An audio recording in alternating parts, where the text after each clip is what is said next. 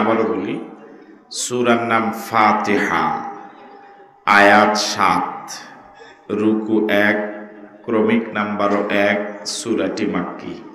জবাব পাওয়া যাবে ইনশাআল্লাহ। যাদেরকে আল্লাহ জবান দিয়েছেন একটু আওয়াজ দিয়েন। সূরার নাম আবার বলুন, আয়াত, রুকু, ক্রমিক নাম্বার, সূরাটি মাদানী, মাক্কি না মাদানী? এবার বলুন তো, কোরআন মজিদের প্রথম সূরায় কয়টি আয়াত? ওই সূরায় কয়টি রুকু? কোরআন মজিদের প্রথম সূরাটি মাক্কি না মাদানী? এবার সবাই একসাথে বলুন সে সূরাটির নাম। এই সূরা ফাতিহা এমন এক গুরুত্বপূর্ণ সূরা, রাসূল করিম সাল্লাল্লাহু আলাইহি ওয়াসাল্লাম বলেছেন পুরা কোরআন মজিদে যা আছে শুধুমাত্র সূরা ফাতিহার ভিতরেই তা আছে। আসতে বলেন, মাইর আসতে পারে। রাসূল বলেছেন সূরা ফাতিহার ভিতরে যা আছে শুধু বিসমিল্লাহর ভিতরেই তা আছে। সূরা ফাতিহার গুরুত্ব কম না বেশি? কোরআন মজিদের সর্বপ্রথম নাজিলকৃত সূরা সূরা আলাকের প্রথম 5 আয়াত। এরপরে বিক্ষিপ্তভাবে কোরআন মজিদের কিছু কিছু আয়াত নাজিল হয়েছে। সূরা মুদ্দাসসিরের কিছু আয়াত, সূরা মুজাম্মিলের কিছু আয়াত, কিন্তু পরিপূর্ণভাবে শুরু থেকে শেষ পর্যন্ত কমপ্লিট একটি সূরা একসাথে নাজিল হয়েছে প্রথম সূরা ফাতিহা। রাসূল করিম সাল্লাল্লাহু আলাইহি ওয়াসাল্লাম বলেছেন লা সালাতা ইল্লা বিফাতিহাতিল কিতাব, কোন নামাজ হবে না সূরা ফাতিহা ছাড়া।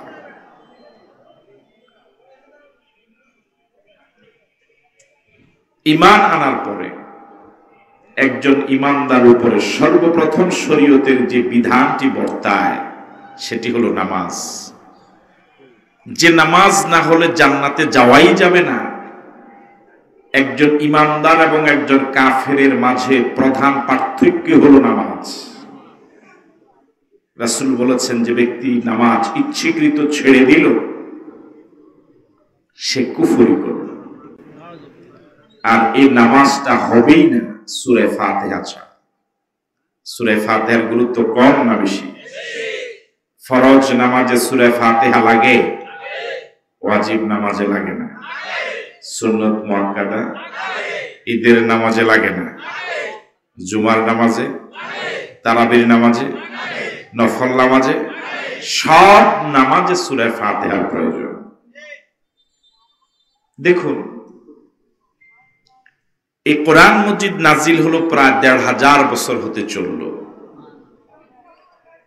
একজন মুসলমান নামাজি যদি শুধু ফরজ নামাজটুকু প্রতিদিন পড়ে তাহলে প্রতিদিন তার সূরা ফাতিহা ১৭ বার পড়া লাগে। কতবার? যদি বিতির সহ পড়ে তাহলে প্রতিদিন পড়া লাগে ২০ বার।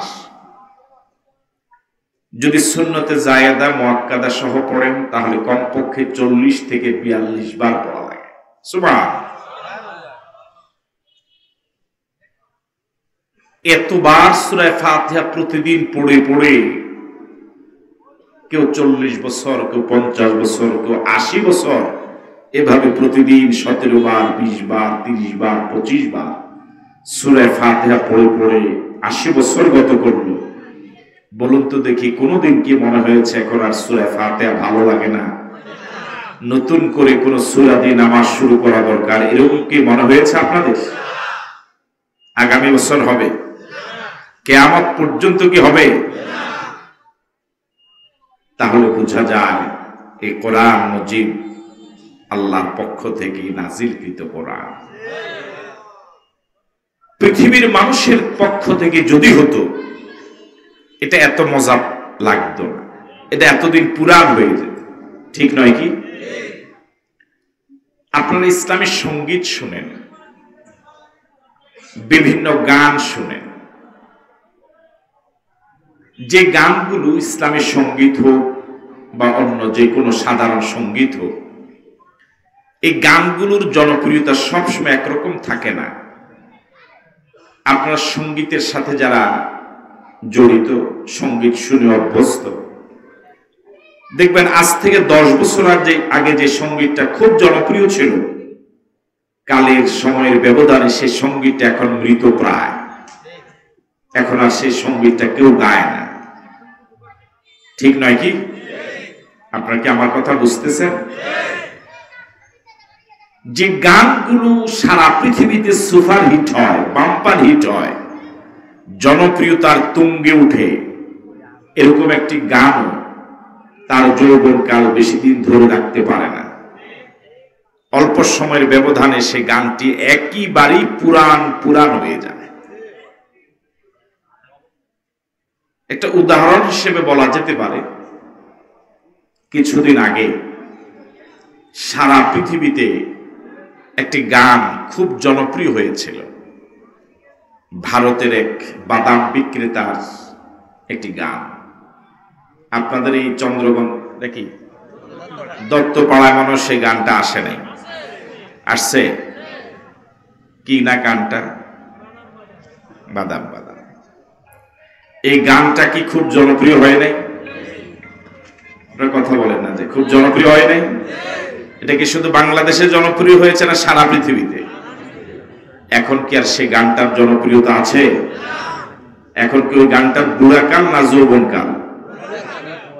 কথা বলে না, দেখেন, বুড়াকাল না যৌবনকাল? আমার কাছে এই গানটার এখন বুড়াকাল নয়, ওই গানটার এখন মরাকাল। কি কাল? সূরা ফাতিহার কি যৌবনকাল এখনো আছে? আল্লাহু আকবার বলবেন না? এই সূরা ফাতিহা নাজিল হলো প্রায় ১৫০০ বছর হতে চলল। এই ১৫০০ বছরে পৃথিবীর কোটি কোটি মানুষ প্রতিদিন কোটি কোটি বার সূরা ফাতিহা পড়ছে। কিয়ামত হতে যদি আরো কয়েক হাজার বছর লাগে, ততদিন পর্যন্ত মানুষ প্রতিদিন কোটি কোটি বার সূরা ফাতিহা পড়বে, কিন্তু কোনদিন মনে হবে না সূরা ফাতিহার যৌবনকাল শেষ। আল্লাহু আকবার বলবেন? বরং যতই পড়বে ততই মনে হবে একেবারে নিত্য নতুন। আল্লাহু আকবার বলবেন? কোরআন মজিদ এসেছে মাত্র পৃথিবীতে ১৫০০ বছর প্রায়। সূর্য কি পৃথিবীতে ১৫০০ বছর ধরে আলো দেয়, না আরো অনেক আগ থেকে আলো দেয়? আপনাদের মনোযোগ কোন দিকে আল্লাহ ভালো জানে। হ্যাঁ, বাদামের দিকে, ওই যে বাদাম খাইতেছে। এই কোরআন মজিদ পৃথিবীতে এলো প্রায় ১৫০০ বছর। সূর্য কি পৃথিবীতে ১৫০০ বছর ধরে আলো দেয়, না আরো অনেক আগ থেকে আলো দেয়? আমার ভাইয়েরা, এই দৃষ্টিকোণ থেকে কোরআন মজিদ থেকে সূর্য অনেক পুরান, ঠিক নয় কি? এত আগের সূর্য, এত পুরান সূর্য আগের মতো কি এখন আলো দিতে পারে? কথা বলে না কেন? সূর্যের এত পুরান হওয়ার পরেও, এত কোটি কোটি বছর আগের সূর্য, তার আলোতে কি কোনোদিন হেরফের হয়? কোন কি তারতম্য হয়েছে? এটা যে এত আগের পুরান সূর্য, বয়সের কারণে এর ভিতরে কি কোনো প্রভাব পড়েছে? পড়েছে? এত পুরান সূর্য, হাজার হাজার বছর আগের সূর্য, সে সূর্য যদি নিত্য নতুন নতুন সূর্যের মতো আগে থেকেই এখনো আলো দেয়, সে তুলনায় মাত্র ১৫০০ বছর আগের কোরআন, সে তুলনায় তো একেবারে নতুন, ঠিক নয় কি?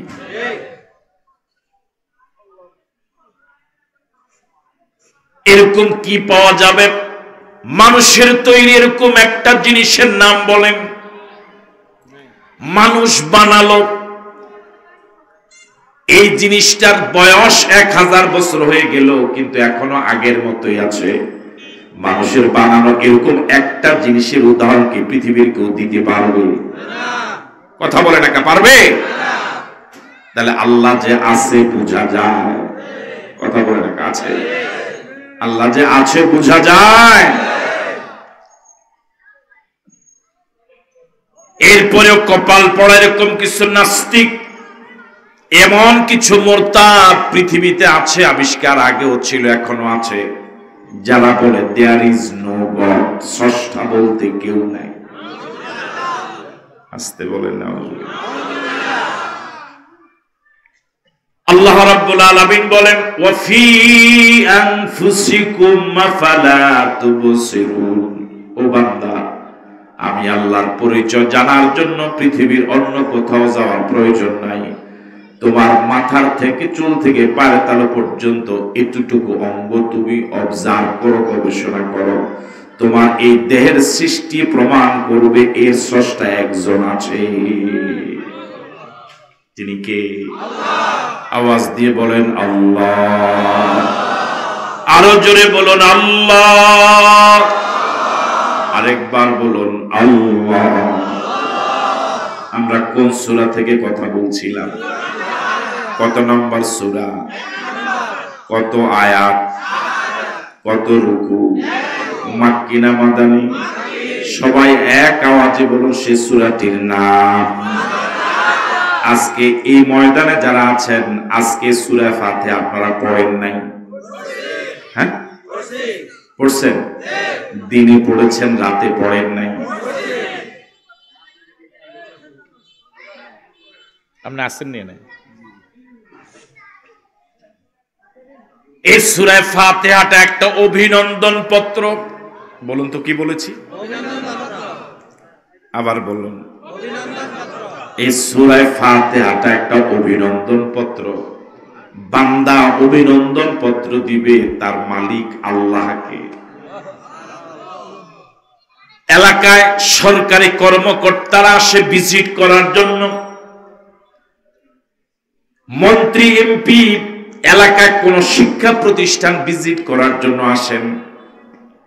ওই প্রতিষ্ঠানের কর্তৃপক্ষ মেহমানকে অভিনন্দন পত্র দেয়, মানপত্র দেয়।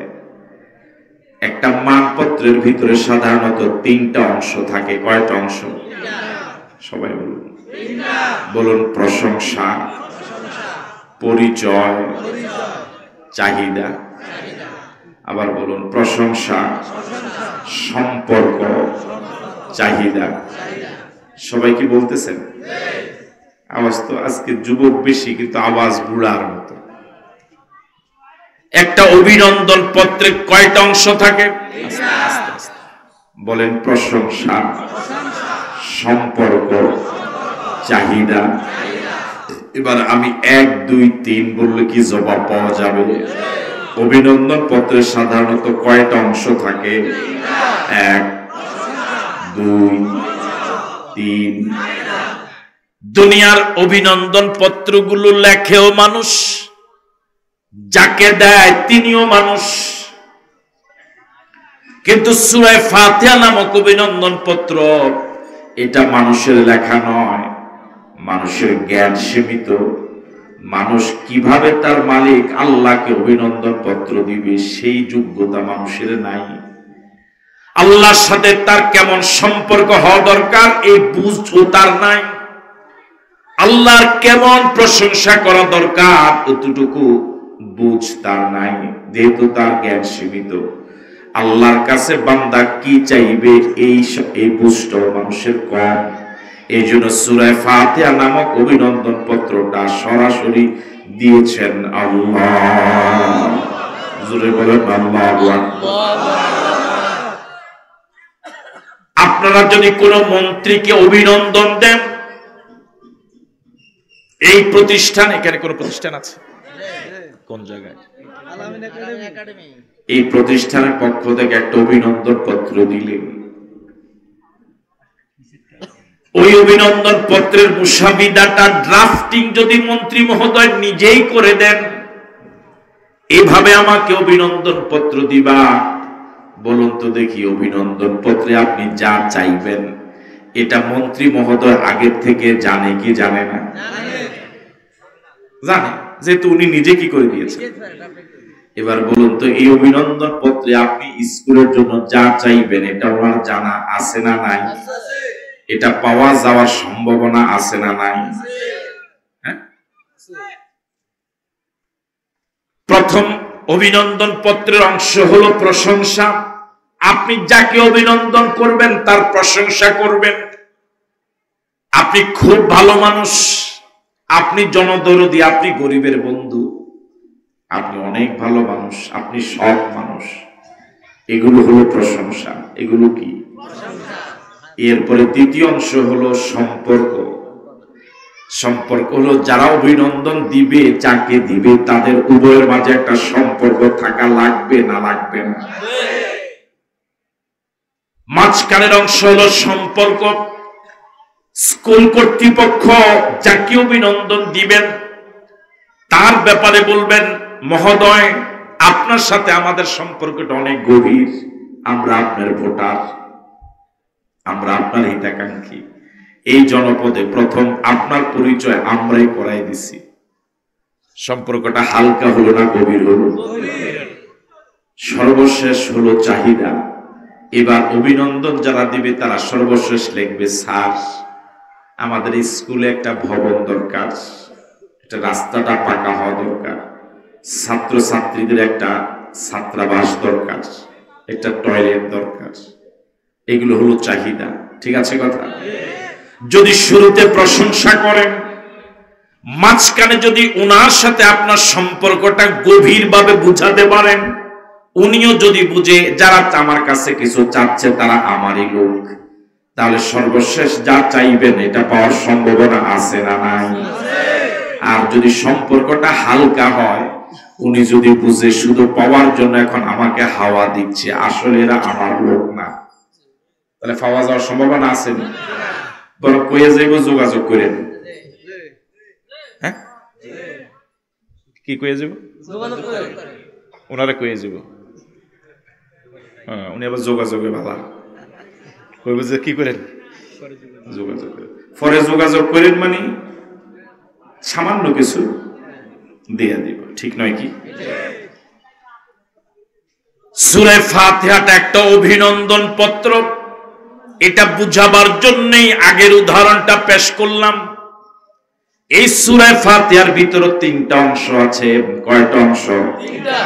এক প্রশংসা, দুই সম্পর্ক, তিন আবার বলেন এক, দুই, তিন।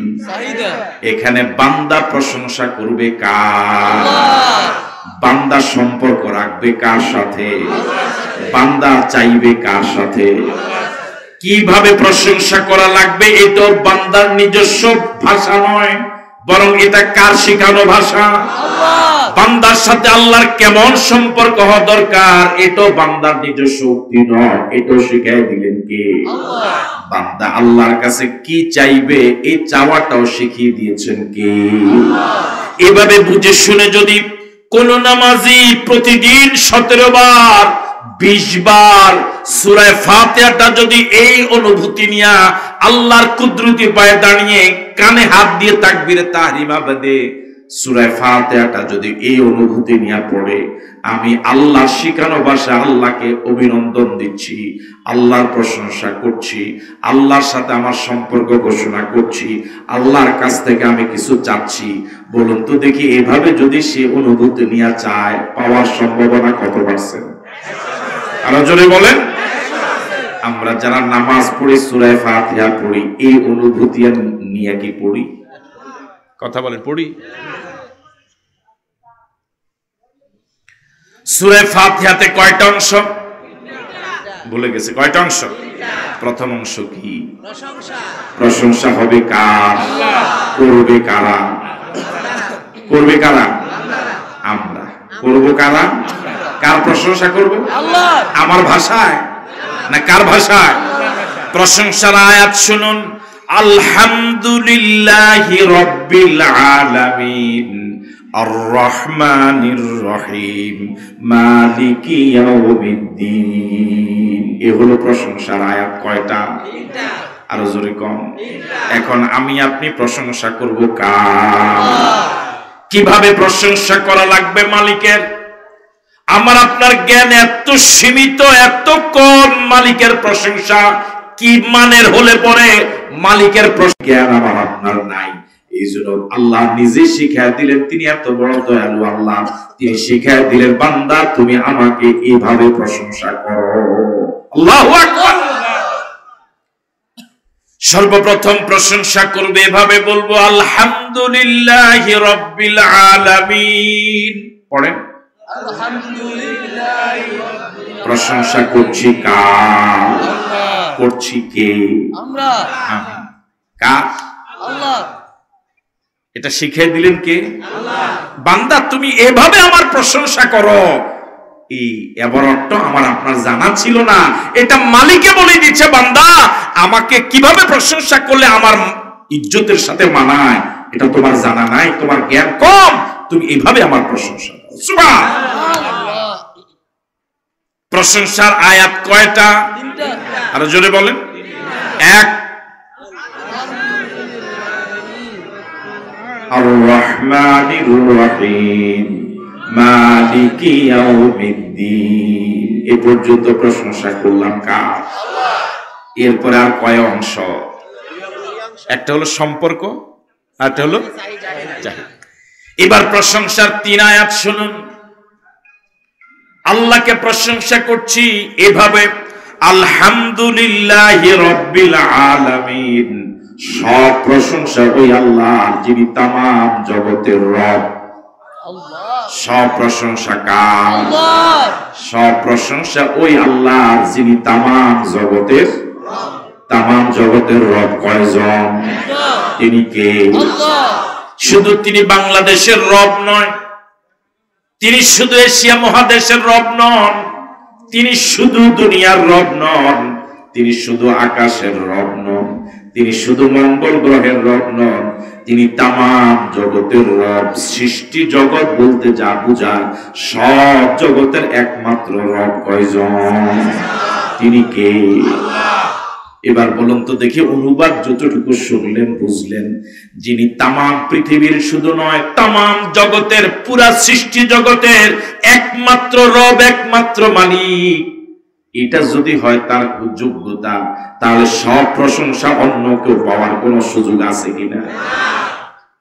তামাম জগতের একমাত্র মালিক তিনি, তাহলে প্রশংসা বলতে যা বুঝায় সবটা পাওয়ার হকদার তিনি। আমি মনে বুঝাইতে পারি।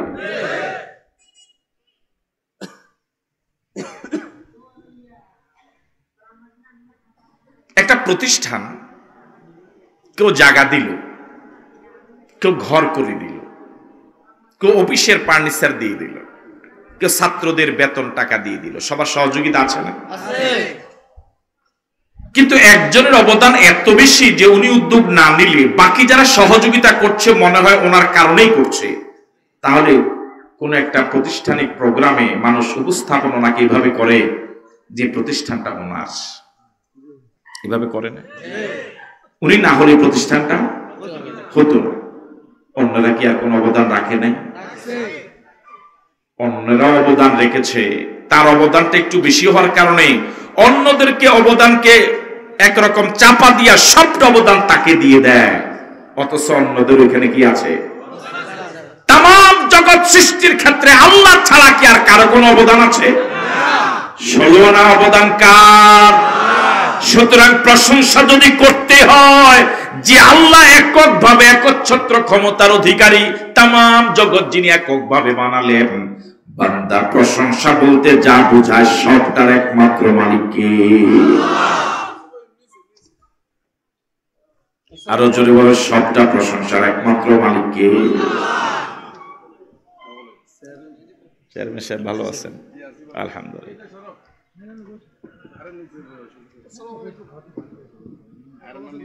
সব প্রশংসা কার? আরো জোরে বলেন কার? নামাজে দাঁড়িয়ে প্রতিদিন 17 বার 20 বার, চেয়ারে বসেন, চেয়ারে দেন। চেয়ারম্যান যদি চেয়ারও না বই, এটা কিরকম লাগে? নামে তো চেয়ারম্যান। হ্যাঁ, আসলে ওনারা চেয়ারও বইতে বইতে আবার হয়ে গেছে। বসেন, চেয়ারে বসেন।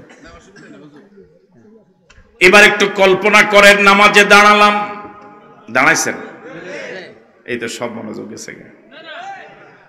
একটু কল্পনা করেন আমরা এখন কোথায় দাঁড়ালাম, কার সামনে? আনতাবুদাল্লাহা কান্নাকা তারাহ ফাইন লাম তাকুন তারাহু ফাইন্নাহু ইয়ারাক। বান্দা আল্লাহর সামনে এভাবে দাঁড়াবে যেন তুমি আল্লাহকে দেখে দেখে সিজদা দিচ্ছ। আল্লাহু আকবার। যদি এই মানের নামাজি হওয়া সম্ভব না হয়, তুমি যখন নামাজে দাঁড়াবে এই কথা অবশ্যই কল্পনা রাখবে, আমি যদিও বা আমার মালিককে দেখছি না, এটা আমার অযোগ্যতা, এটা আমার ব্যর্থতা, কিন্তু আমার মালিক অবশ্যই আমাকে দেখছে।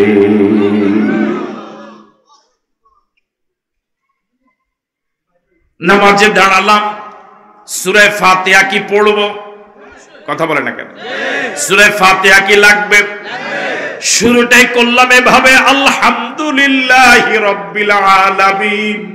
तमाम প্রশংসা তোমার কুদরতি পায়ে দাঁড়িয়ে আল্লাহ, আমি তোমার শেখানো ভাষায় তোমার প্রশংসা করছি। যত প্রশংসা আছে সব তুমি আল্লাহ। আল্লাহু আকবার। আমরা যারা মানুষ, আমরা মানুষের প্রশংসাই বেশি করি মালিক থেকে। কথা কয় না? যারা পীরের মুরিদ তারা পীরের প্রশংসা করি, যারা শ্রোতা বক্তার প্রশংসা করি, যারা মুসল্লি তারা ইমামের প্রশংসা করি, যারা কর্মী তারা নেতার প্রশংসা করি। আমার ভাইয়েরা, আপনি একজন নেতার প্রশংসা করলেন, উনি খুব যোগ্য নেতা, ভালো সংগঠক, কিন্তু ওনার ভিতরে এই সংগঠক হওয়ার যোগ্যতা দিলেন কে? আপনি একজন বক্তার প্রশংসা করলেন, উনি ভালো আলোচনা করে, ওনার কণ্ঠ অনেক ভালো, কিন্তু ওনার ভিতরে এই যোগ্যতা এবং কণ্ঠ যিনি দিলেন তার কোনো প্রশংসা নাই। কথা বলার কাছে ঠিক নয় কি? ওনাকে যিনি এই যোগ্যতা দিলেন, কণ্ঠ দিলেন, প্রশংসা তো হবে, ঠিক নয় কি? তাহলে সব প্রশংসা কার? আরো আস্তে কম, আরো জোরে বলুন। আমরা এখন কোন সূরায় আছি? সূরা ফাতিহা কয় অংশ? এক। প্রশংসার আয়াত কয়টা? আমরা কি 3 আয়াত শেষ করে দিয়েছি? কোন আয়াতে আছি? প্রথম আয়াতে আছি। এখন প্রশ্ন হতে পারে, সব প্রশংসা আল্লাহর কেন হবে? তিনি নিজেই বলে দিলেন রব্বিল আলামিন। সব প্রশংসা এই জন্যই তার করা লাগবে, তামাম জগতের একমাত্র শুধুমাত্র কেবলমাত্র রব তিনি। এখন জানা দরকার রব কাকে বলে। সারা পৃথিবীর সব উলামায়ে কেরাম একমত, তারবিয়াতুশ শাইয়্যি ইলা কামালিহি শাইআন ফাশাইয়ান। কোন জিনিসকে নাই থেকে তিল তিল করে যিনি পূর্ণতা দেন তার নাম রব। মনোযোগ আছে আপনাদের? মনোযোগ দিয়ে শুনুন। তিনি তার পরিচয় দিলেন, এই জন্য আমার প্রশংসা করা লাগবে, যেহেতু তামাম জগতের আমি একমাত্র। কথা বলেন, আবার বলেন। এখন রব কাকে বলে? তিনি যে তার নিজের পরিচয় দিলেন, আমি রব। এই রব কাকে বলে? সব উলামায়ে কেরাম একমত, তারবিয়াতুশ শাইয়্যি ইলা কামালিহি শাইআন ফাশাইয়ান। নাই থেকে, কিসের থেকে? পিছনে ভাইরা কি বলতেছে? আসলে আমরা মাঝখানে 2 মাস কইয়ের না, 3 মাস কক। কিসের থেকে? এবার দেখছি নিফিসের তাকে আওয়াজ। কিসের থেকে? এবার সবাই কম। নাই থেকে তিল তিল করে যিনি পূর্ণতা দেন, পূর্ণতায় পৌঁছান, তার নাম কি? রব। তার নাম কি? আবার বলেন। এবার বলুন তো, কিসের থেকে? কোথায় পৌঁছান? পূর্ণতায় পৌঁছান। কি করে করে? এবার আমরা এখানে যারা আছে, চেয়ারম্যান সাহেব সহ, উনি কি গে? ওই যে ইয়া ভাই নাম আছে যেখানে প্রধান, হ্যাঁ হ্যাঁ, এই ওনারা সহ আমরা এখানে যারা আছি, চেয়ারম্যান মেম্বার, আপনারা সহ, ধনী গরিব যারা আছেন, তুই বসো। আমরা কি 100 বছর আগে ছিলাম? এতে ছিল মাথা লাড়ি কহ। আমরা কি 100 বছর আগে কেউ ছিলাম? আমরা কি ছিলাম? নাই। কথা বলে না কেন? আমরা কি ছিলাম? এখন কি আছি? বানাইছে বিশ্ববে। নাই থেকে আমগরে এখন যে আছি, এটা দিছে সরকারে, এটা দিছে বিরোধী দলে, এটা দিছে বক্তা, এটা দিছে হুজুরে, এটা দিছে নেতায়। কে? আর জোরে কোন কে? নাই থেকে যিনি আমাকে অস্তিত্বে আনলেন তিনি আর কেউ নন, তিনি রব। তিনি কি? আপনার বয়স কত এখন? বাংলা কোন? 52 সনে হেতরা জীবন দিয়েছে বাংলা লাই, আপনি ইংরেজি কোন? 51। উনি কি মায়ের পেট থেকে জন্ম হয়ে 51 বছর এইভাবে হয়ে গেছে? কিভাবে? তিল তিল করে করে। কি করে করে? এবার সংজ্ঞাটা শুনুন। তারবিয়াতু শাইয়ে ইলা কামালিহি শাইআন ফাশাইয়ান। তিনি হলেন রব, যিনি নাই থেকে তিল তিল করে যিনি পূর্ণতায় পৌঁছান, তিনি কে?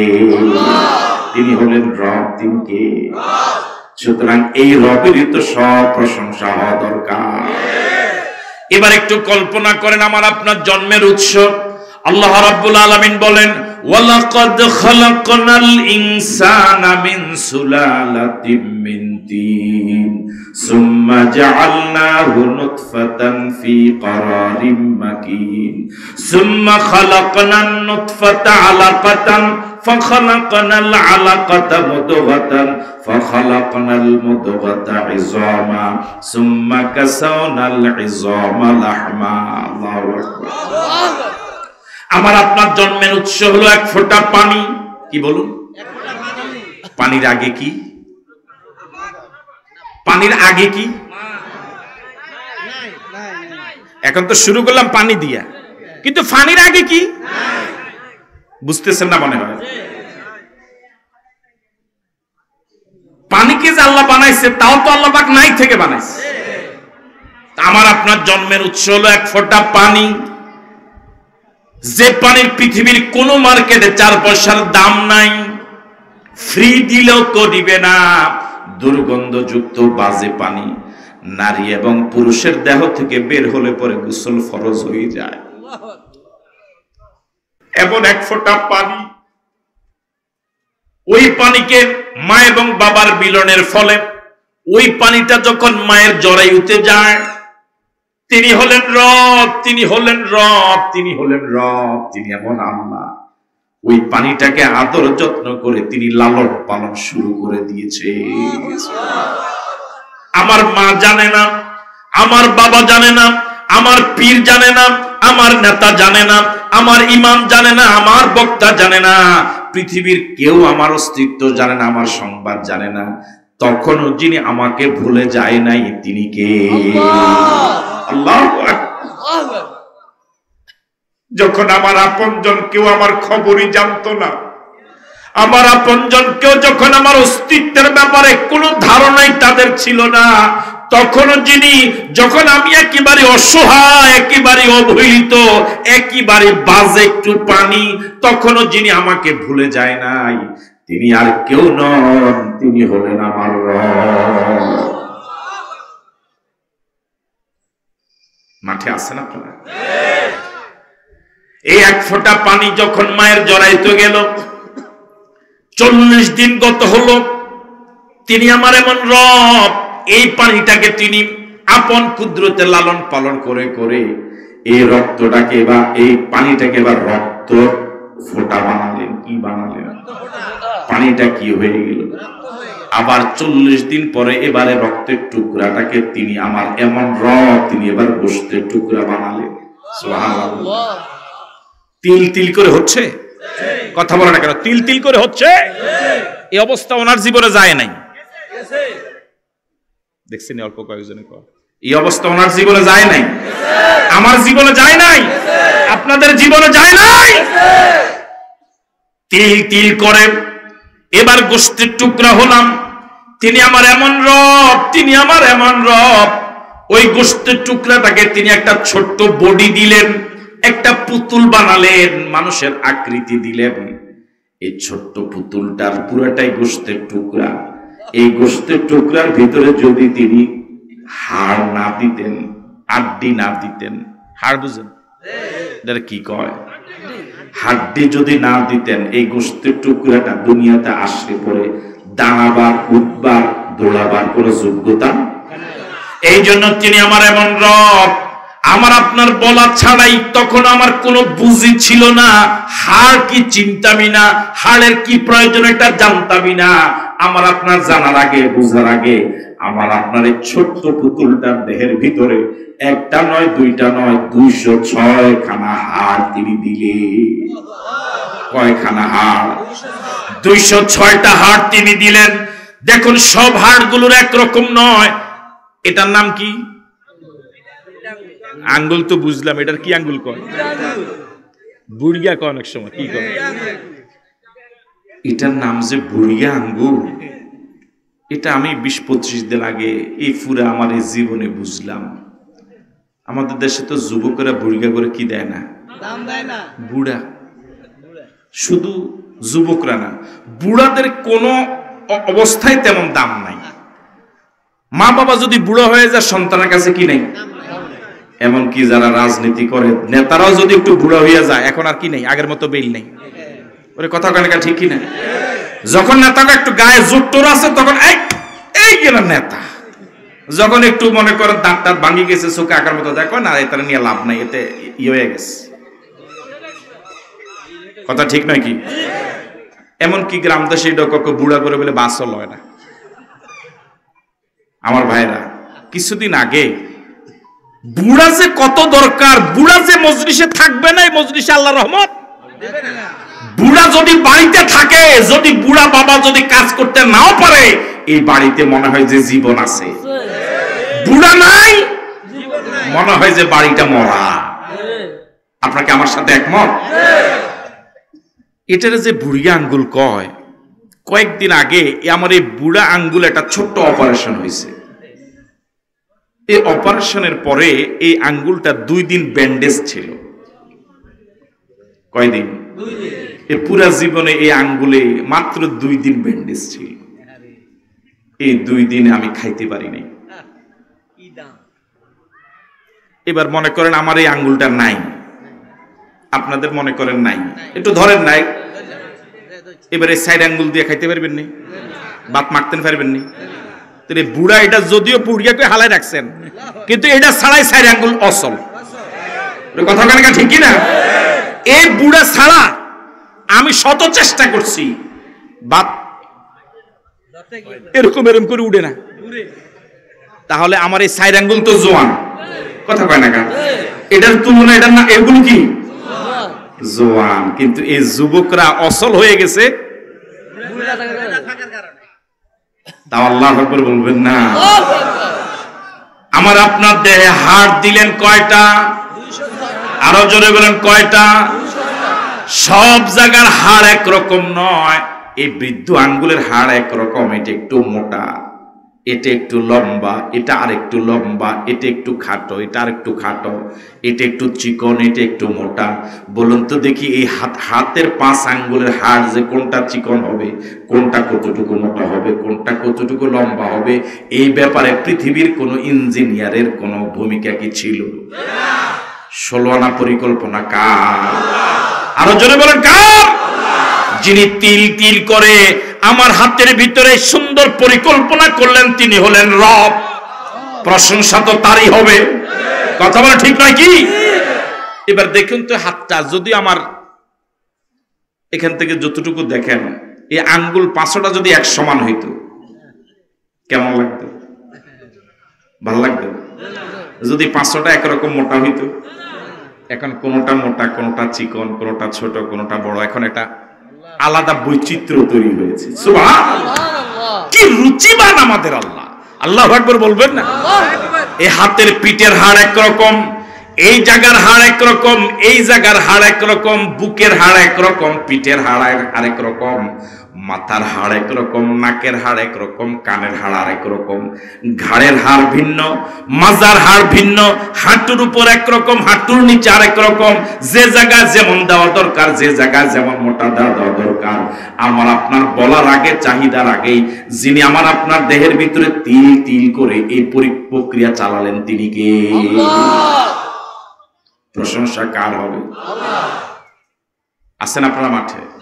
প্রশংসা কার হবে? আমার ভাইয়ারা হাড় দিলেন 206টা। এই 206টা হাড়ের ভিতরে যদি তিনি জয়েন্ট না দিতেন, এটার কি কয় আঞ্চলিক ভাষায় কম, গিরা যদি না দিতেন, তাহলে এই আঙ্গুলগুলো দিয়ে কোনো কাজ করা যেত না, ঠিক নয় কি? তিনি আমার এমন রব, তিনি আমার এমন রব, তিনি আমার এমন আল্লাহ, তিনি আমার এমন দয়ালু আল্লাহ। আমি জানতামও না, আমার মা বাবার কোনো খবর ছিল না, খবর থাকলেও তাদের কিছুই করার ছিল না। আমার আপনার যে জায়গায় যেই মানের জয়েন্ট দেওয়া দরকার, আমার আপনার চাওয়ার আগে তারবিয়াতুশ শাইয়্যি ইলা কামালিহি শাইয়ান ফাশাইয়ান, নাই থেকে তিল তিল করে যিনি পূর্ণতায় পৌঁছান তিনি হলেন রব। আল্লাহ পাক এই জন্য বলেন, বান্দা কারো প্রশংসা নয়, এমন রবের তুমি সব প্রশংসা করো। আল্লাহু আকবার। এই দেহের ভিতরে 206টা হাড়ের ভিতরে তিনি 360টা জোড়া দিছে। কয়টা জোড়া? হাড় কয়টা? জোড়া কয়টা? দেখছেন এখন এইভাবে হয়ে যায়, বাঁকা হয়। হ্যাঁ, কি থাকার কারণে? হাড্ডি থাকার কারণে। কারে বুঝাইলাম? কি থাকার কারণে? জয়েন্ট দিছে কে? হ্যাঁ, মানুষের জয়েন্ট দেয় না, বরং মানুষের কিলায় জয়েন্ট ভাঙিয়েলা। কথা কয় না, ঠিক কিনা? মানুষের জয়েন্ট দিতে পারে না, বরং জয়েন্ট তারে গিরা চাই মার। আরেকজন হিয়ায় দেয়, কেমনে মারবি? গিরা দিল আল্লাহ, হেতে হিয়ায় দেয় চাই মার।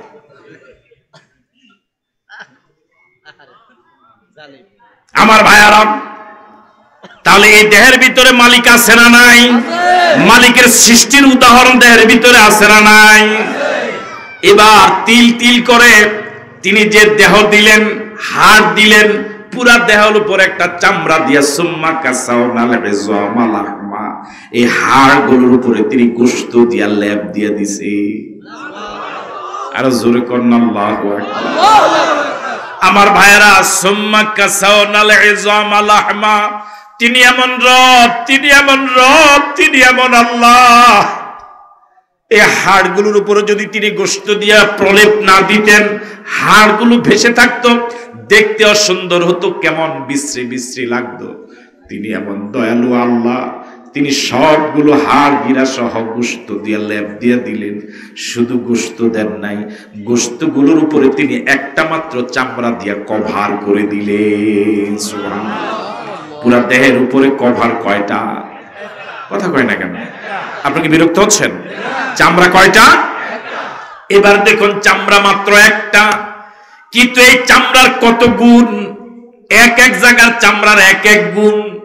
বুকের চামড়া ঠান্ডা যেমন লাগে, পিঠের চামড়া ঠান্ডা তেমন লাগে না?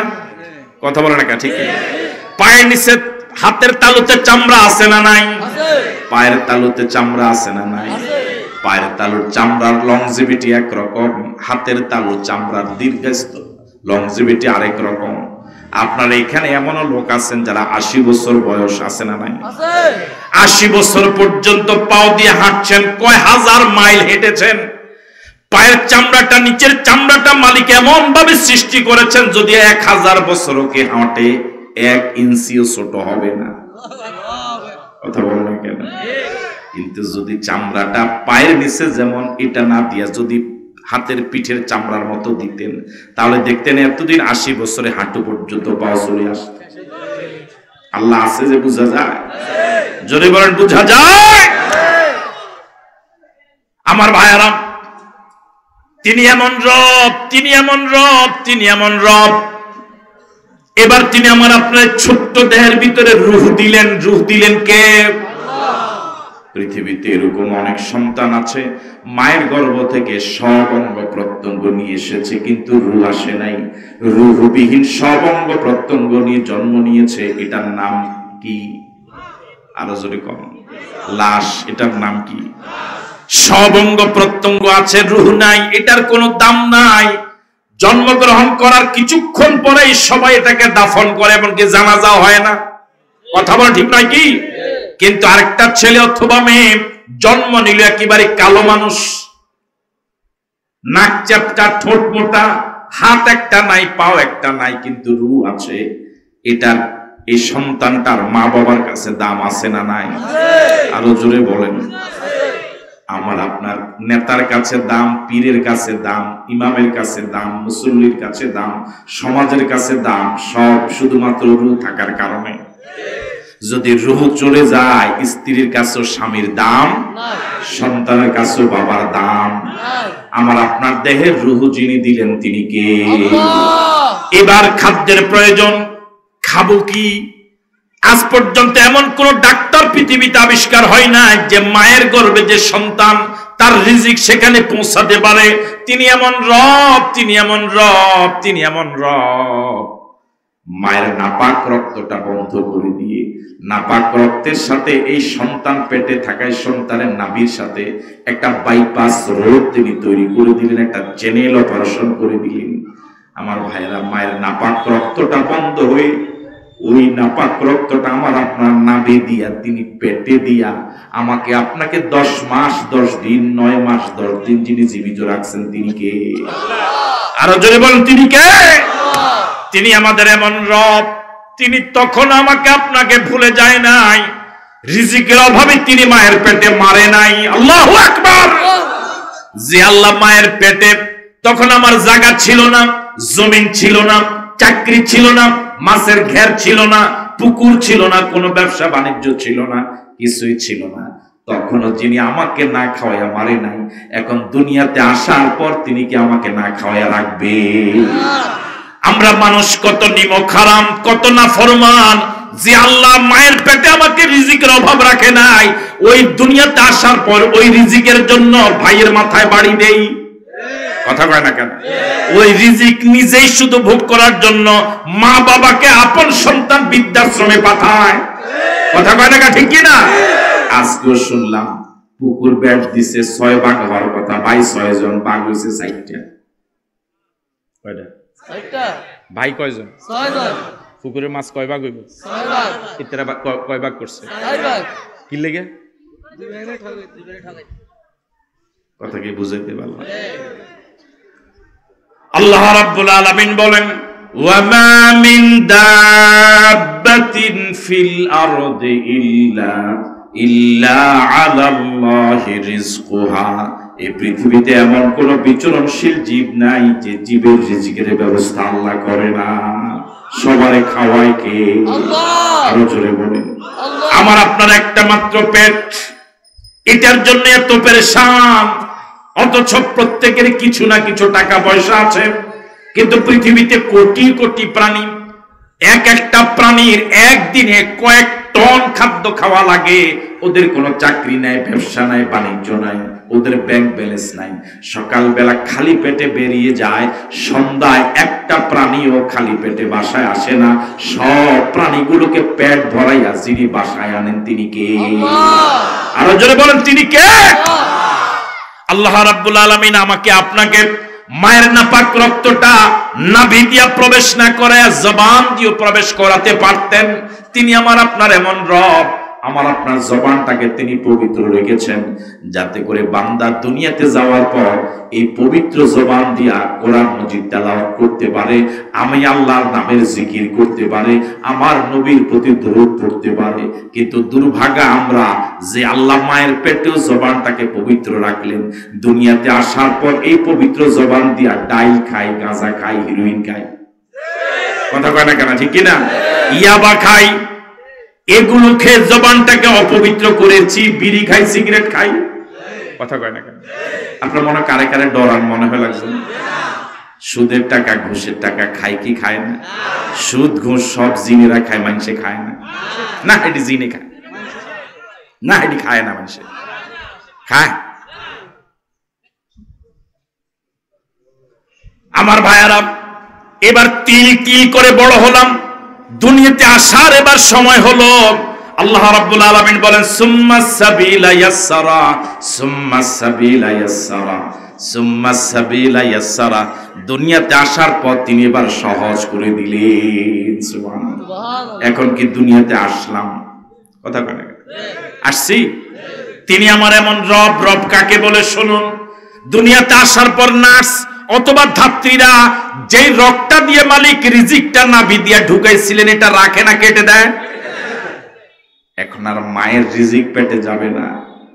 আমার ভাইরা, তিনি আমার এমন রব, এখন আমি খাবো কি? মুখে দাঁত নাই, হজমি শক্তিও দুর্বল। আমার আপনার জন্মের 6 মাস আগে তিনি আমার কাদের পিছনে ঘুরো, এমন আল্লাহকে বাদ দিয়া কাকে সিজদা দাও, কার গোলামি করো, এমন আল্লাহকে বাদ দিয়া কার আইন মেনে চলো, এমন আল্লাহ ছাড়া তোমার আপনজন আর কেউ নাই। আমার ভাইয়ারা, তখন ছিল হজমি শক্তি একেবারে দুর্বল, মুখে দাঁত ছিল না। এখন যেমন দানাদার খাদ্য খেয়ে খাই, হাড় খেয়েও হজম করতে পারি, তখন কি অবস্থা এমন ছিল? তিনি মায়ের বুকের দুধটা গরমও করেন নাই, ঠান্ডাও করেন নাই। বেশি ঠান্ডা করলে নিউমোনিয়া হবে, বেশি গরম হলে আমার বান্দা খেতে পারবে না। না গরম না ঠান্ডা, না ঘন না পাতলা, না বেশি মিষ্টি না বেশি মিষ্টিহীন, এর মাঝে ভারসাম্যপূর্ণ করে অল্প অল্প একটু কুসুম কুসুম গরম, বেশি ঘন নয় বেশি পাতলা নয়, হালকা একটু মিষ্টি দিয়ে সৃষ্টি করেছেন, যাতে করে ছোট্ট বান্দাটা খুব মজা করে খেতে পারে। মায়ের বুকের দুধের বোটায় তিনি যদি একটা করে ছিদ্র দিতেন, ছোট্ট মাসুম এই মাত্র সদ্য নবজাতক বাচ্চাটা টান দিলে পরে অনেক পরিমাণ দুধ এসে পড়ে, তার গলাটা বন্ধ হয়ে যাবে, নাক মুখ দিয়ে দুধ বের হয়ে বাচ্চাটা পড়ে যেতে পারে। এই জন্য তিনি আমার এমন রব, তিনি আমার এমন রব, তিনি আমার এমন রব। আমার আপনার মায়ের প্রতিটি দুধের বোটার ভিতরে একটা নয় দুইটা নয়, চিকন চিকন ছোট ছোট প্রত্যেকটার বোটার ভিতরে 32টা ছিদ্র দিছে। কয়টা ছিদ্র দিছে? যাতে করে একটু চোষণ দিলে পরে অল্প অল্প একটু এসে দুধটা মুখে দিয়ে পেটে যায়। রব কি আছে? আরো জোরে বলেন, রব কি আছে? আল্লাহ রাব্বুল আলামিন বলেন, এবার আপনাদেরকে জিজ্ঞেস করি, এমন রবের প্রশংসা করার দরকার আছে না নাই? অর্ধেক প্রশংসা, 80%, 90%। এমন রবের প্রশংসা হবে কত পার্সেন্ট? আরো জোরে বলে কত পার্সেন্ট? তাহলে সবাই উচ্চ আওয়াজে একসাথে বলুন তো, আলহামদুলিল্লাহ। 4টা জিকির আল্লাহর কাছে অনেক দামি। এই 4টা জিকির প্রায় আমার ভাইয়েরা আমরা করে থাকি, তবে পরামর্শ দিয়ে যারা এখনো শুরু করেন না, আমলে পরিণত করেন, সময় বেশি লাগে না। সুবহানাল্লাহ, আলহামদুলিল্লাহ, আল্লাহু আকবার, লা ইলাহা ইল্লাল্লাহ। কয়টা জিকির? আরো জোরে বলেন, পড়েন। সুবহানাল্লাহ, আলহামদুলিল্লাহ, কয়টা জিকির শিখালাম? এই 4টা জিকির করতে কি বেশি সময় লাগে? আলাদা কোনো সময় লাগে? উঠা বসা হাঁটা চলাই তো করা যায়। সুবহানাল্লাহ, কথা বলে না কেন? আলহামদুলিল্লাহ, আল্লাহু আকবার, লা ইলাহা ইল্লাল্লাহ। আমার ভাইয়ারা, এখানে আমরা যারা আছি অল্প কয়েকজন বাচ্চা ছাড়া আমার মনে হয় কেউ আমরা সিজারে হই নাই। কথা কয় না কেন? আমরা কি সবাই সিজারে হয়েছি? জি, আমরা কি সবাই সিজারে হয়েছি? সিজারে হই নাই কারা কারা একটু হাত তোলেন সে দেখি। আমার সবাই তো। আপনি উঠেন না, কাত হাত উঠেন। আন্দাজি কিতা কই উঠাইছি, উড়াইছি আর কি। আমি কইছি উড়াইতে উড়াইছি, বুঝছি বুঝছি, মানে আন্দাজি উড়াইছি। হুজুরে কইছি উড়াইতে উড়াইছি। জি উঠেন, এবার হাত উঠেন, আবার উঠেন, আবার উঠেন। হ্যাঁ, আমরা কি সিজারে হয়েছি নি? এই বুড়ে জাত উঠে না, তাই আমি তো সিজারে অজ্ঞ দেখা যায় ওই 2জন ছাড়া। এটা বুঝি এ পর্যন্ত শুনো না, এটি আবুল না দেখা যায় আমার মতে। আমার ভাইয়েরা, বাচ্চা যখন দুনিয়াতে আসে, শরীয়তের নিয়ম হলো প্রথমে তার কানে শোনাবে আল্লাহু আকবার। প্রথম তার কানে কি শোনাবে? যখন এই সদ্য নবজাতক বাচ্চাটার প্রথম কানে যখন আল্লাহু আকবার শোনাবে, তখন এর আসর মৃত্যু পর্যন্ত তার থাকবে। এই বাচ্চাটা বধ হওয়ার সম্ভাবনা। ইহুদি এবং খ্রিস্টানেরা চরম ষড়যন্ত্র করে, গভীর ষড়যন্ত্র করে আমাদের দেশে সিজারের ব্যবস্থা সুকৌশলে ঢুকাই দিয়েছে। বুঝেন নাই? আগে আমাদের মা চাষিদের 8-10 জন সন্তান 12 জন সন্তান হতো, কি লাগে না? সিজার লাগে না। এখন তো বিয়ের আগে ছেলেরা ব্যাংকের নিয়ত করে টাকা রাখে, যদি বিয়ে সিজার লাগে। কথা কয় না কেন? আমার ভাইরা, সিজার হওয়ার পরে ওখানে ওটি রুমে আজান দেওয়ার কোনো ব্যবস্থা আছে? কোনো ব্যবস্থা নাই। সুকৌশলে এ বাচ্চাকে আল্লাহু আকবার কানে আওয়াজ থেকে তাকে কি করা হলো? লক্ষ লক্ষ সন্তান আল্লাহু আকবার ধ্বনির মাধ্যমে পৃথিবীতে আসার সুযোগ পায় না, এরই পরবর্তীতে সন্ত্রাসী হয়। আমি কি কথা বুঝতে পারলাম? তাহলে সব প্রশংসা কার? আমরা কোন সূরা আলোচনা করছিলাম? সূরা ফাতিহার কয়টা অংশ? 1, 2, 3। জবাব সবার একসাথে হয় নাই, বলুন প্রশংসা, সম্পর্ক, চাহিদা। প্রশংসার আয়াত কয়টা? আলহামদুলিল্লাহি রাব্বিল আলামিন। এবার দ্বিতীয় আয়াত হলো আর রহমানির রহিম। এটা প্রশংসার। আমার ভাইয়েরা, দ্বিতীয় আয়াত হলো আর রহমানির রহিম। দুনিয়ার মানুষের নিয়ম হলো যার ক্ষমতা যত বেশি তার মেজাজ তত গরম। কথা কয় না কেন? আপনার কি অন্য মানুষ? দুনিয়াতে যার ক্ষমতা যত বেশি তার মেজাজ, তার দাফট। একটা ইউনিয়নের মেম্বারের যে দাফট, চেয়ারম্যানের আর একটু কম না বেশি? চেয়ারম্যানের যা এমপির, একটা প্রতিষ্ঠানের সহকারী শিক্ষকের দাফট যা প্রধান শিক্ষকের, কেন? ক্ষমতা একটু। আল্লাহ পাক একটু আগে প্রথম আয়াতে বুঝালেন তার ক্ষমতার এরিয়া। তার ক্ষমতার এরিয়া কি শুধু বাংলাদেশ, শুধু পৃথিবী, শুধু আকাশ, না তামাম জগৎ? তামাম জগতের একমাত্র রব কয়জন? এই জন্য পৃথিবীর মানুষ আল্লাহ সম্পর্কে ধারণা হতে পারে যিনি তামাম জগতের একমাত্র রব। এত ক্ষমতা যার, তার না জানি দয়া মায়া কত কম। এই প্রশ্নের জবাব দেওয়ার জন্য আল্লাহ দ্বিতীয় আয়াতে বলে দিলেন আর রহমানির রহিম। ও বান্দা, আমাকে দয়া মায়াহীন মনে করো না।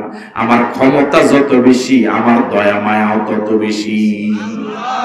আর জোরে বলেন আল্লাহু আকবার। আর রহমানির রহিম, আমি আল্লাহ অনেক দয়া, অনেক বড় ক্ষমতার অধিকারী। সব ক্ষমতা আমার, তামাম জগতের আমি একমাত্র রব। এত ক্ষমতার পর আমি দয়া মায়াহীন নই। আমার দয়া মায়ার সম্পর্কে শোনো।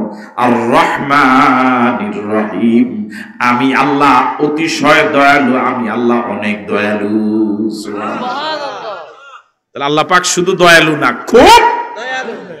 আমার ভাইয়ারা, আল্লাহ রাব্বুল আলামিন 100 ভাগ রহমত সৃষ্টি করলেন। কয় ভাগ? আরো আস্তে কম। 100 ভাগ দয়া রহমতের ভিতরে 1 ভাগ বন্টন করেছেন তামাম মাখলুকাতের মাঝে। আর 99 ভাগ রহমত রেখেছেন কার কাছে? আরো জোরে কম। 1 ভাগ রহমত তামাম পৃথিবীর সব মানুষ পেল, সব প্রাণী পেল। 1 ভাগের জাররা পরিমাণ রহমত পেয়ে পৃথিবীর মা গুলো সন্তানের জন্য পাগল হয়ে যায়, ঠিক কিনা? সন্তান যদি বিদেশে মারা যায়, একটা সময় তো মোবাইলের যুগ ছিল না, কেউ জানার আগে মা জানে আমার সন্তানটা মনে হয় নাই, ঠিক নয় কি? 1 ভাগ রহমতের জাররা পরিমাণ দয়া পেয়ে মা সন্তানটাকে এমন ভালোবাসেন, সন্তানটার যখন অসুখ হয় মা সন্তানটার পাশে বসে নিজের মাথার চুল দিয়ে সন্তানের দেহটা মুছে দেয় আর আল্লাহর কাছে দোয়া করে, আল্লাহ আমার মাথার যত চুল আমার সন্তানের তত নেক হায়াত বাড়ায়া দাও। এটা কি করে মায়েরা? কথা বলে না, করে। এই 1 ভাগ রহমতের জাররা পরিমাণ রহমত পেয়ে মা সন্তানের যখন অসুখ হয় আল্লাহর কাছে ফরিয়াদ করে, আল্লাহ আমার সন্তানের রোগটা তুমি আমি মাকে দাও, আমার সন্তানটাকে ভালো করে দাও। এরকম মা কি বলে? কথা বলে না, কা বলে? এরকম স্ত্রীরা কি বলবে? বরং স্ত্রীরা কইবতে মরে না, কা ভালো হয়েছে মনে হয় বেশি দিন, ঠিক নয় কি? 1 ভাগ রহমতের জাররা পরিমাণ রহমত পেল মা মুরগিটা। মা মুরগির শব্দ মাত্র বাচ্চা ফুটালো, এই মাত্র বের হলো। চিল যদি আকাশ থেকে ঝাঁপ দেয় মা মুরগিটা জানে আমি চিলের সাথে পারবো না, কিন্তু এরপরও বাচ্চার প্রতি এত মায়া, তার বাচ্চাটাকে চিলের মুখ থেকে বাঁচাবার জন্য নিজের জীবন বাজি রেখে চিলের সাথে সে লড়াই করে। ঠিক নয় কি? কয় ভাগ রহমত পাইছে? কথা বলে না কেন? একবার পুরা পাইছে? সামান্য একটু পাইয়া যদি এই হয় 99 ভাগ রহমত আল্লাহ, তার দয়া না জানি কত বেশি। আল্লাহু আকবার। তাহলে আল্লাহর ক্ষমতার এরিয়া যত বড়, তার রহমতের এরিয়াও এমন। আল্লাহর প্রশংসা না করে কার প্রশংসা করবে?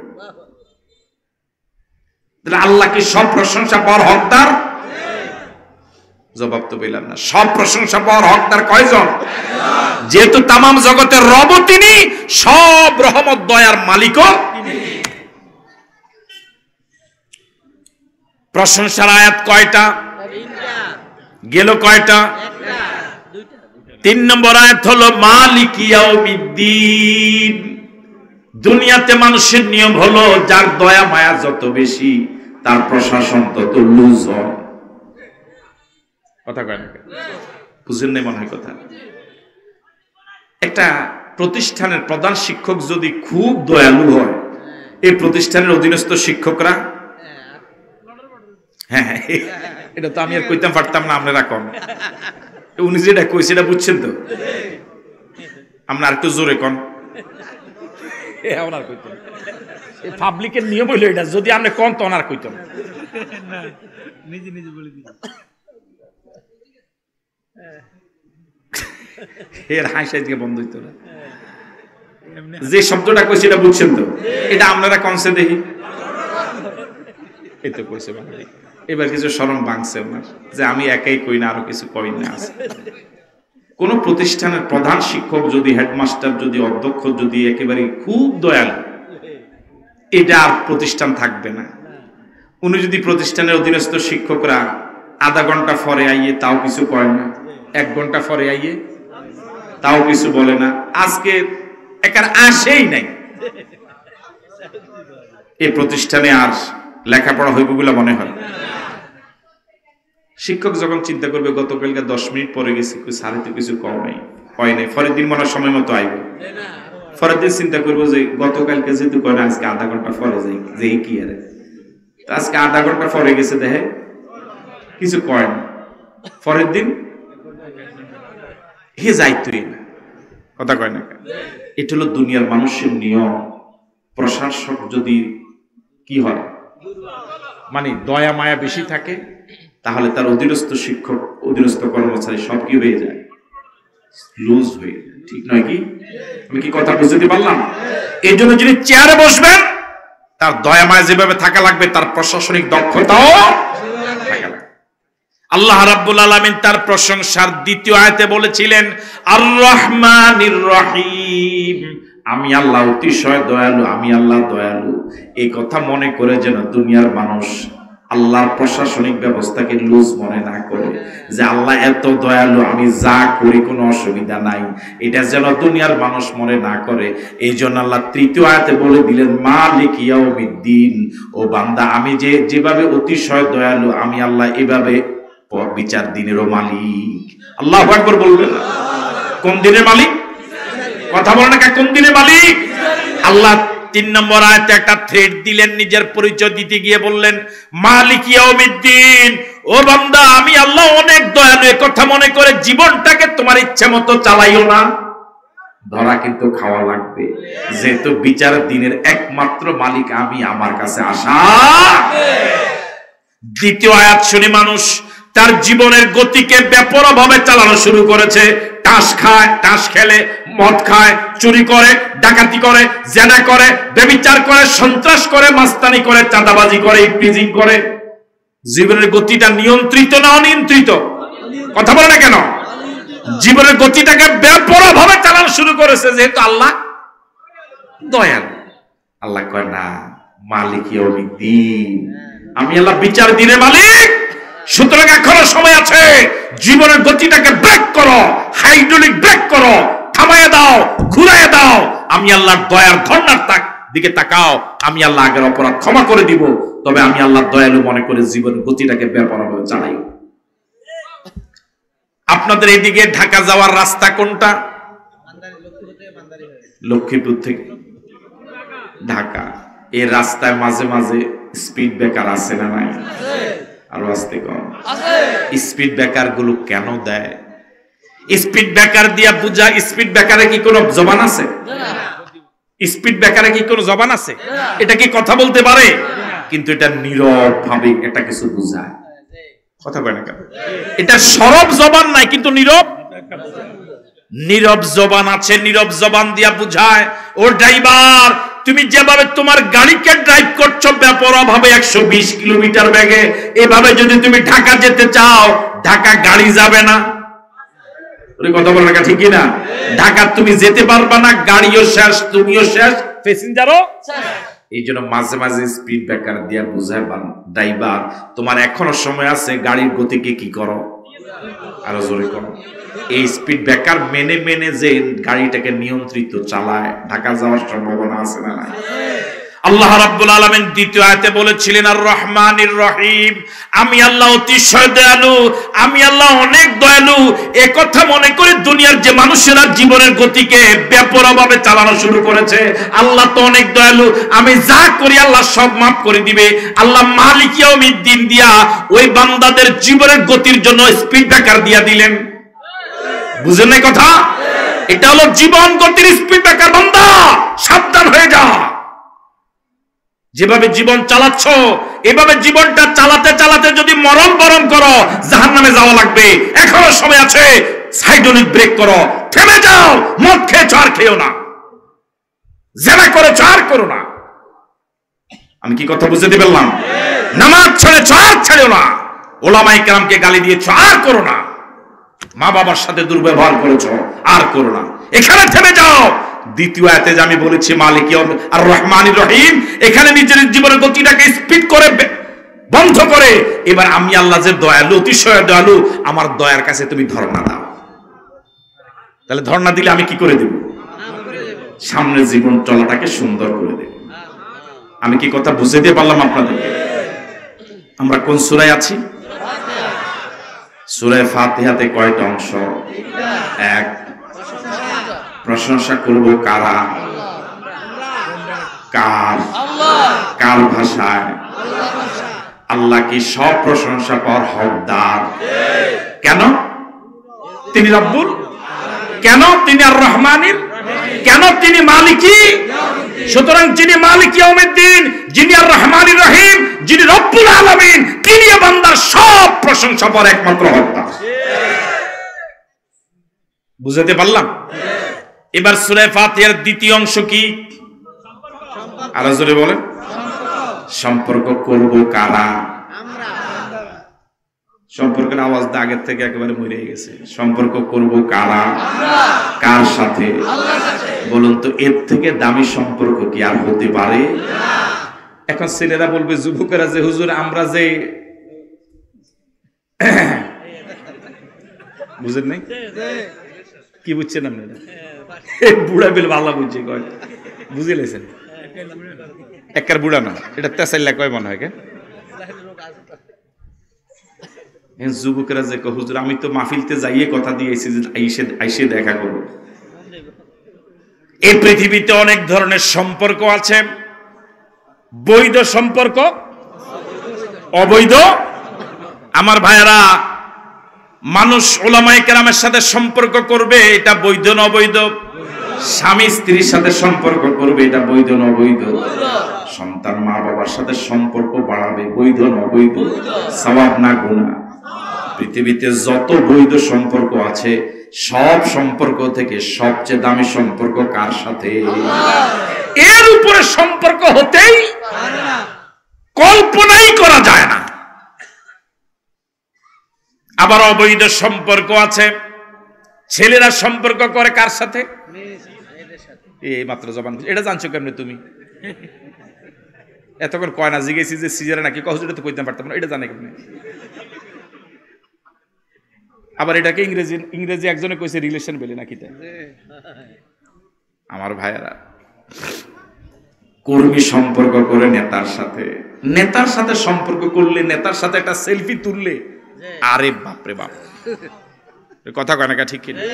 সে বুঝায় যে আমি একটা কিছু, আই এম এ কিছু, বুঝেন না? সবচেয়ে দামি সম্পর্ক কার সাথে? বান্দা যদি আল্লাহর সাথে সম্পর্ক করতে পারে এর থেকে দামি সম্পর্ক আর হতেই। বান্দার আল্লাহর সাথে সম্পর্কটা কেমন হওয়া দরকার এটাও বান্দা জানে না। বান্দার জ্ঞান এত সীমিত, এত কম, বান্দা জানেও না আল্লাহর সাথে সম্পর্কটা কেমন হওয়া দরকার। আল্লাহ নিজেই সেটা বলে দিলেন, এবার বান্দা আমার যেহেতু প্রশংসা করেছে, এবার আমার সাথে একটা সম্পর্কের সেতু বন্ধন তৈরি করো। সুবহানাল্লাহ। তুমি বলো ইয়্যাকা না'বুদু ওয়া ইয়্যাকা নাস্তাঈন। সবাই পড়েন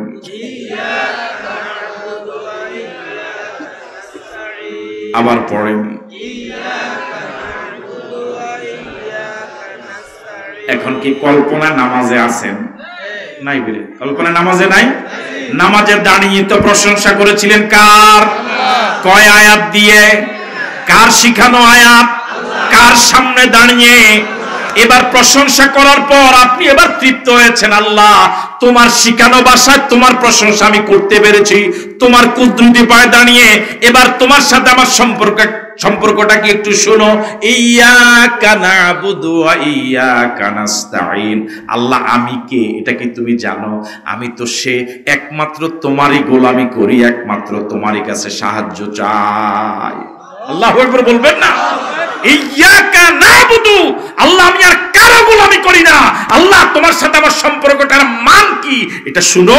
ইয়্যাকা না'বুদু, আমার যত ইবাদত, আমার যত বন্দেগী, আমার যত গোলামি সবটা তোমার জন্য। সুবহানাল্লাহ।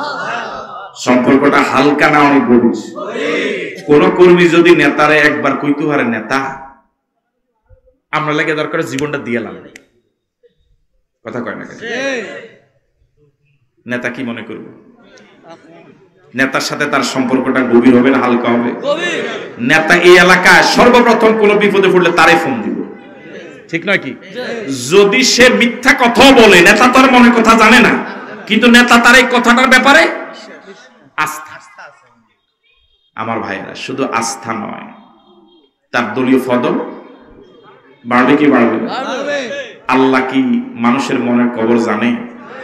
মানুষ যদি মন থেকে বলে আল্লাহ আমার যত ইবাদত, যত বন্দেগী, যত গোলামি যা আছে সবটা শুধু তোমার জন্যই করি, আমি আর কারো গোলামি করি না, কারো আইন মানি না, কারোর সামনে মাথা নত করি না, আমি যে মুখ দিয়া বললাম এটা আমার মনের কথা কিনা এটা কি মালিক জানে? এটা কি মালিক জানে? আমার মনের কথাটা মুখের কথার সাথে যদি মনের কথার মিল হয়ে যায়, আল্লাহর সাথে আমার সম্পর্কটা হালকা হবে না গভীর হবে? আর এমন যদি গভীর সম্পর্ক কারোর সাথে আল্লাহর হয়, সে আল্লাহর ওলি হবে না আল্লাহর দুশমন হবে? কোন ছেলে যদি কোনো মেয়েকে বলে তোমার ছাড়া আমি বাঁচতাম না, এরকম কয়নি না? কয় কেন ইমাম? কয় না বাঁচবো না, এরকম কয় কিনা? অথচ দেখা যায় এই ছেলেটা এই মেয়ে ইজ্ঞারে আজকে কইছে যে এর আগে আরো 10-12 জন কইছে। বুঝেন না মনে হয় কথা?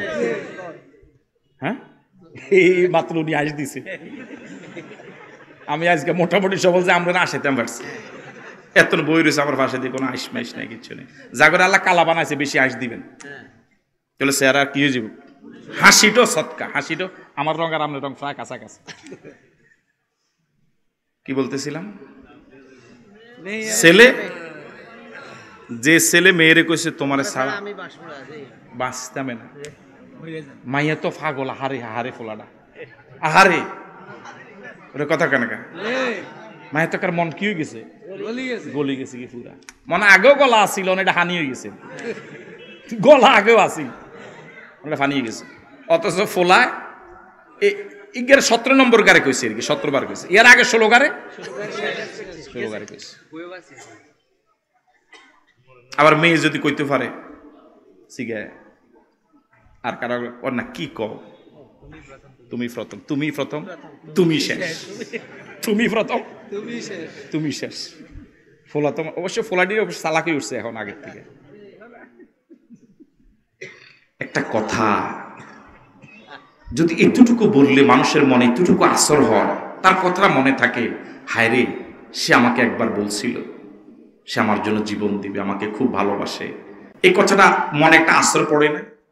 কথা বলে আসর পড়ে, যদি সে মিথ্যা কথা বলে, কিন্তু এরপর একটা কি আছে, আর আমি সত্য বলি না মিথ্যা বলি, আমার আল্লাহ কি সেটা জানে? বান্দা যখন আল্লাহর কুদরতে পায়ে দাঁড়িয়ে বলে ইয়াকা না'বুদু ওয়া ইয়াকা নাস্তাঈন, ও আল্লাহর কারো গোলামি করি না আর কারো গোলামি করব না, যত গোলামি যত ইবাদত বندگی যা কিছু করি যা কিছু করব সব কার জন্য। এই কথাটার সাথে যদি মনের মিল থাকে, এর সাথে আল্লাহর সম্পর্কটা হালকা না গভীর। এই আল্লাহর ওলি না আল্লাহর দুশমন। যদি বান্দা আল্লাহর কুদরতে পায়ে দাঁড়িয়ে বলে ওয়া ইয়াকা নাস্তাঈন, আল্লাহ তুমি ছাড়া কারো কাছে কিছু চাইবো না, কারো কাছে সাহায্য চাইবো না, যত সাহায্য চাই যত চাইবো সব তোমার কাছে চাইবো।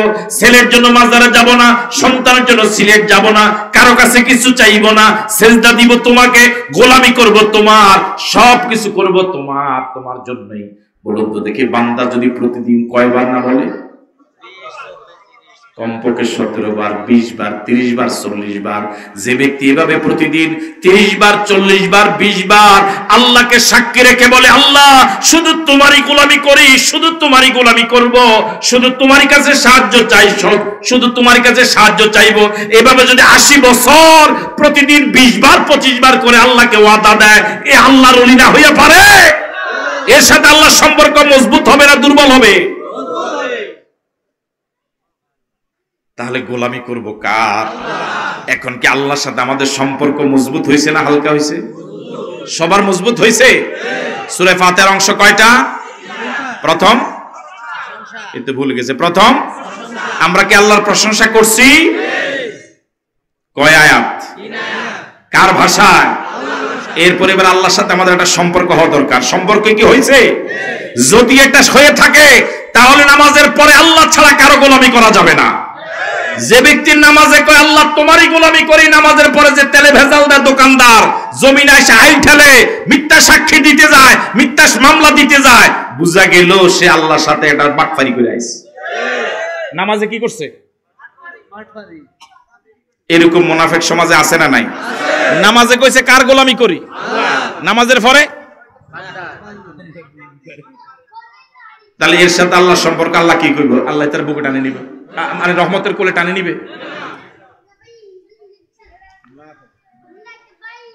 এবার সম্পর্ক যদি মজবুত হয়ে থাকে, এবার আল্লাহর কাছে কিছু চাইলে পাওয়া যাবে না যাবে না? এবার কিছু কিছু চাওয়া দরকার, কথা কয় না, চাওয়া দরকার। এখন কি চাওয়া দরকার সেটাও আমরা জানি না, কি চাইবো সেটাও জানি না। আল্লাহ পাক নিজে শিখিয়ে দিলেন, বান্দা আমার কাছে শুধু তুমি চাও ইহদিনাস সিরাতাল মুস্তাকিম। ও আল্লাহ তোমার কাছে কি চাইবো সেটাও তো আমরা জানি না, তুমি শিখিয়ে দিয়েছো। আমাদের মূল বাড়ি ছিল জান্নাত, মূল বাড়ি কোথায়? আর আসতে কম। আমাদের আদি আব্বার নাম কি? আমাদের আম্মার নাম কি?